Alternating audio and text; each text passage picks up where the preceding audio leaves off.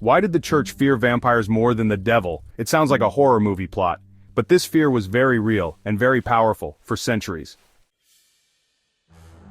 You'd think the devil would be the church's ultimate enemy, and in theology, yes, he was. But in practice, especially in medieval Europe, something else haunted the nightmares of villages, priests, and entire communities: the vampire. Not the charming cape-wearing Dracula from Hollywood, but something much darker. A bloated, foul-smelling corpse, blood dripping from its lips, a thing that rose from the grave, not to tempt your soul, but to feast on your body. If you find this story as fascinating and haunting as I did, hit that like button and subscribe for more videos that dive into the dark corners of history, psychology, and the mysteries that shaped our world. In this video, we're going deep into the disturbing history behind why, in many places and times, the church feared vampires more than the devil. And by the end, you'll understand how fear, faith, and folklore merged into one of the most chilling belief systems in all of history. Let's begin. To understand this story, we first need to look at the role of the devil. In Christianity, the devil was the adversary of God, a fallen angel who led a rebellion and was cast into hell. The Bible mentions him as the tempter, the deceiver, the accuser. He's a spiritual enemy, and that's important. He doesn't have a body, he doesn't walk into your home physically. And because of that, the church developed very specific ways to fight him. There were rituals, there were teachings, there were prayers. The devil was feared, yes, but he was understood. The church had theological explanations for him. It had a playbook. But now imagine something else, something that didn't fit the rules. Vampires weren't in the Bible. They weren't in early church doctrine. They were something people saw, or claimed to see, in real life. And that made them dangerous in a whole new way. Imagine this: a village is hit by a mysterious illness. One person dies, then another, then several more, all in the same family. Rumors spread. People say they've seen the dead person at night, knocking on doors, standing at the edge of the woods. Panic sets in. They dig up the corpse. It looks fresh, there's blood in the mouth. The body isn't decomposing fast enough. People believe the corpse is feeding on the living, and causing the deaths. They drive a stake through its heart, or cut off its head, or burn the body. These were real events recorded in parish documents and local histories. And often, the church was involved, either reluctantly or willingly. Because these weren't just ghost stories, these were community crises. And unlike the devil, who was distant and abstract, the vampire felt personal. You buried your wife and 2 weeks later your son dies, then your daughter, then your neighbor says he saw her in the graveyard. This fear was raw, local, immediate, and the church couldn't ignore it. This is where things get theological and truly disturbing. The church teaches resurrection, that after death the body rests, the soul departs, and at the end of time, the dead will rise again in glory. But the vampire breaks that order. It's a corpse that rises, not in glory but in decay. It doesn't await divine resurrection. It forces its way back into the world, driven by hunger and rage.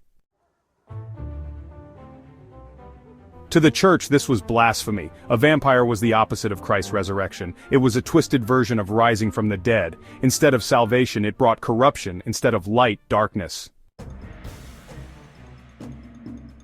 And if people believed the dead could rise on their own, without God's command, then the whole theology of life, death, and eternity came into question. So vampires weren't just monsters, they were threats to Christian cosmology. And that's why the church feared them. Now let's add another layer: disease. Before modern medicine, illness was terrifying. Nobody knew about viruses or bacteria. If 5 people died in one household, it wasn't a germ, it was a curse, or worse, something feeding on them. In many vampire cases, it was disease outbreaks that triggered panic. Tuberculosis, for example, would slowly waste away victims. They'd get pale, thin, blood might come from their mouths as their lungs collapsed. People assumed something was draining their life, like a vampire. And since the first person to die was already buried, the only answer was, they had returned. This belief spread like wildfire. In Eastern Europe, some towns had vampire epidemics. Villagers exhumed dozens of bodies in a week. They inspected corpses for signs, bloating, blood at the lips, fresh-looking skin. Any of these could mean one thing: the dead had risen. This wasn't just peasant hysteria. In many cases, clergy attended these exhumations. Sometimes they blessed the ritual. Sometimes they brought holy water and relics. And sometimes, they didn't stop the ritual at all. Because whether or not the church officially endorsed the belief, it couldn't ignore the panic. And once fear sets in, people don't ask for permission, they act. So what did people do when they believed a vampire was among them? They acted with grim efficiency. In many regions, people developed extremely specific anti-vampire rituals, driving a wooden stake through the heart, decapitating the corpse, burning the remains and scattering the ashes, placing rocks or bricks in the mouth of the body to prevent biting, and burying the body face down so it would dig deeper into the earth instead of rising.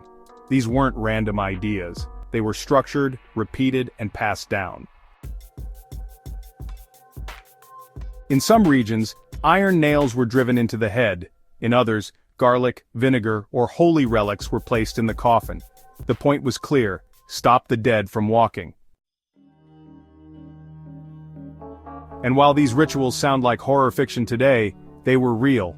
Archaeologists have uncovered graves where the skeleton's mouth is blocked by a stone, others where the ribs were shattered, a sign that the chest was opened, likely to remove the heart. Some of these graves were found right next to churches. And if you're wondering whether the church opposed this, the answer isn't simple. Sometimes they condemned it. Other times, they simply looked the other way. So why didn't the church simply declare vampires heresy? The church was in a bind. On one hand, it had to uphold theology. There is no resurrection without God. The dead do not return to walk the earth. Belief in vampires bordered on superstition and heresy. But on the other hand, priests lived in these villages. They watched the panic. They saw the deaths. They buried the bodies.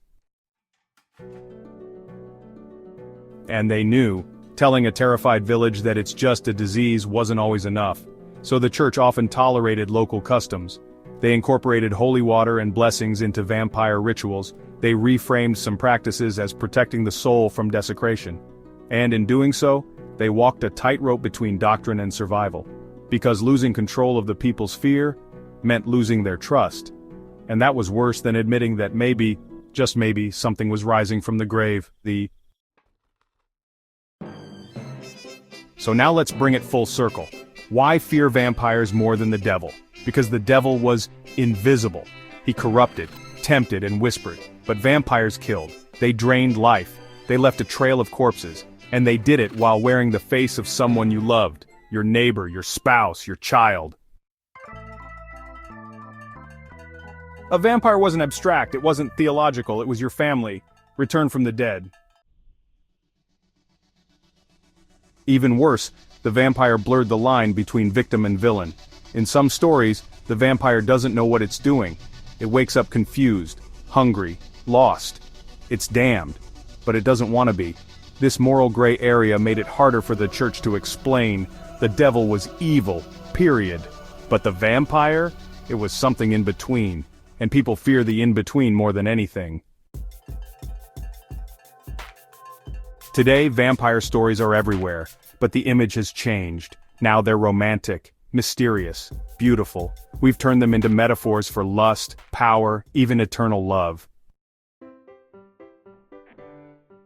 But the old vampire, the one that haunted Europe's graveyards, was something different. It was about death, corruption, the failure of the natural order. And the church, for all its power, feared what it couldn't control. In the end, vampires weren't just monsters. They were proof that even in a world of faith, fear makes its own theology. And when people are desperate to survive, they'll dig up their past. So, why did the church fear vampires more than the devil? Because vampires weren't abstract. They were personal, local, tangible. They rose from your graveyards. They wore the faces of the dead. They struck without warning. And most terrifying of all, they made people doubt the church's message of life, death, and resurrection. That made them not just a threat to bodies, but to belief itself. If you found this story as fascinating and haunting as I did, hit that like button and subscribe for more videos that dive into the dark corners of history, psychology, and the mysteries that shaped our world. Thank you for watching, and remember, the scariest monsters aren't always demons. Sometimes they're the ones we bury and can't keep down.